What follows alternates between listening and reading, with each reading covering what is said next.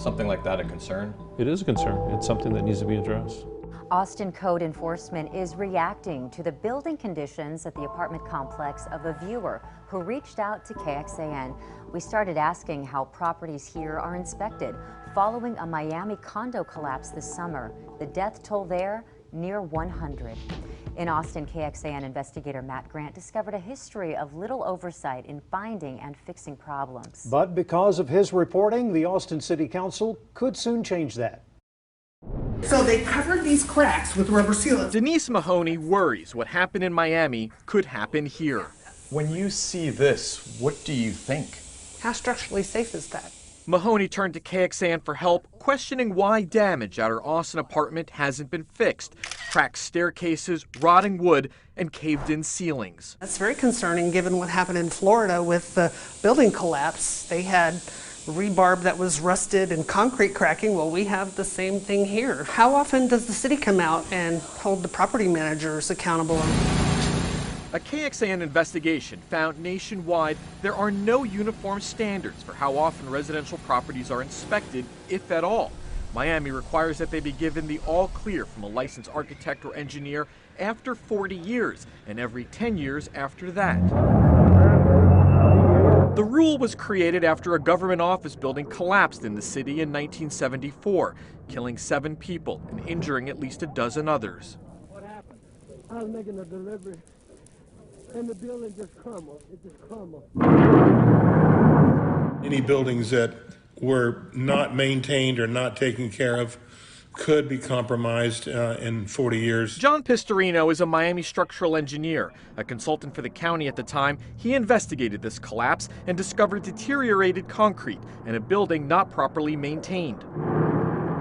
Pistorino came up with the idea for a mandatory 40-year requirement because of the approximate age of the building. Florida coastal climates and salt air can be especially corrosive to concrete, but Pistorino says proactive inspections are necessary even beyond Miami. The buildings need to be looked at from the day one they're occupied. I think it applies everywhere. It does not apply in Austin.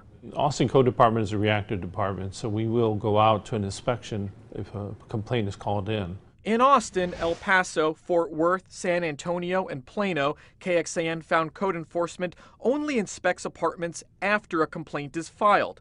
Other cities are more proactive. Arlington inspects residential properties annually, Dallas every 3 years, Houston every 4.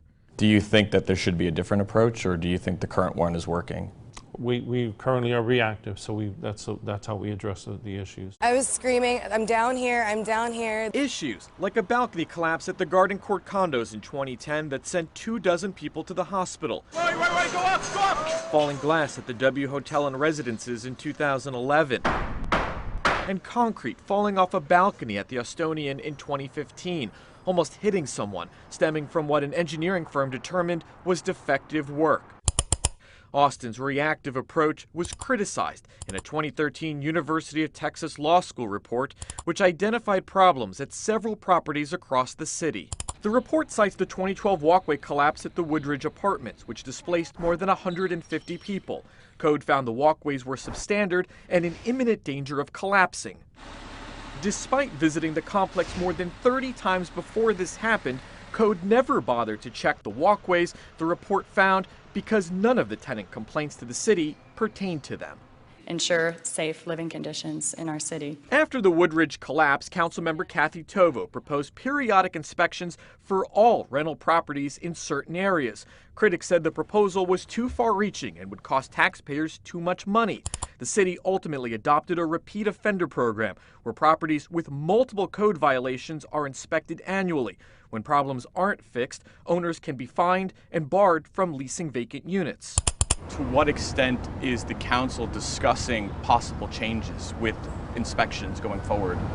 So at this point, this council has not discussed it. We haven't had a conversation around what happened in Miami or what we might want to do, what we might want to look at here in Austin. Do you think there should be a conversation? I'm looking forward to engaging my colleagues in just that very conversation. Today, Tovo says it's time to rethink the city's reactive approach that could include giving aging buildings a closer look and expanding resources. It would almost certainly require additional staffing, which is an expense that the taxpayers then would have to bear. So this is very upsetting. Back at Mahoney's apartment, But look at right here.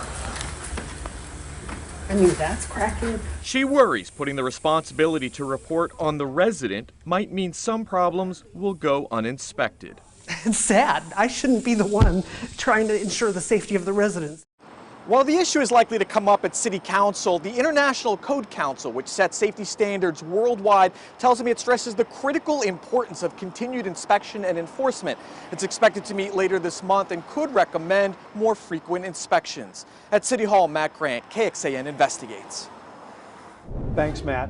The UT report found complaint-driven systems under-identify serious and in some cases life-threatening code violations, often impacting vulnerable and low-income tenants the most. In the past 5 years, Austin's code enforcement has conducted about 150,000 residential inspections, and of those, just over 13,000 code violations were issued.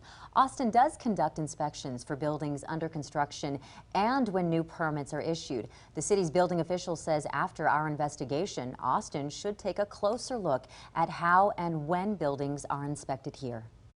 We do look forward to participating in those conversations and discussing those items with policymakers as well as other building officials. I mean, ultimately, our goal is to ensure safe buildings. Officials say they will be watching the upcoming meeting of the International Code Council very closely, and will keep you updated as well. We do have an interactive map of those repeat offender properties for you to explore in this story in the investigative section of KXAN.com right now.